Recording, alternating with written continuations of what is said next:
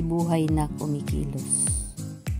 Sa bayan ng San Vicente, isang kooperatiba ang gising, handa sa pagdating ng barko, handa sa daloy ng serbisyo. Sa pagtanggap ng kumpirmasyon ng estimated arrival ng barko, agad kaming kumikilos. Inihahanda ang mga dokumento, papeles ng barko, pangarga, clearance form para sa Philippine Ports Authority, Coast Guard, Philippine Mining Regulatory Board at sa amin bilang kooperatiba.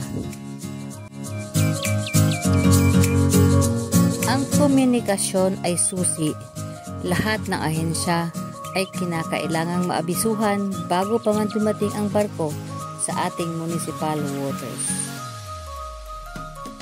Sa pagdaong ng barko, dapat walang masayang na minuto. Bawat segundo ay mahalaga sapagkat may dumurahi ang barko. Kaya't ang bawat kilos ay may koordinasyon. Mula sa kapitan ng barko, sa shippers, sa consignee, sa aming chigger, hanggang sa bawat driver ng backhoes at trucks. Lahat ay gumagalaw sa isang layunin, ang maayos at mabilis na pag-unload ng bawat produkto. Araw man o gabi, umulan man o umaraw, tuloy-tuloy ang aming serbisyo. Kami ay gising 24 oras kapag may operasyon sa pantalan. Kumukuha kami ng mga trabahanteng kinakailangan sa operasyon at agad namin silang pinapasahod. Dahil ang kooperatiba ay hindi lang tagapagserbisyo, kundi tagapagtaguyod ng kabuhayan.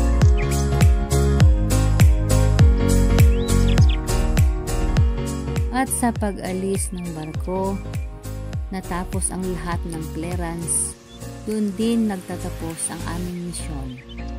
Kami ay maghihintay muli sa susunod na barkong darating, sa susunod na kwento ng service. Sa poblasyon San Vicente Multipurpose Cooperative, ang bawat operasyon ay kwento ng pagkakaisa, sipag at malasakit. Kami ang tulay ng kalakal, ang sandigan ng pantalan, ang kooperatibang gising para sa bayan.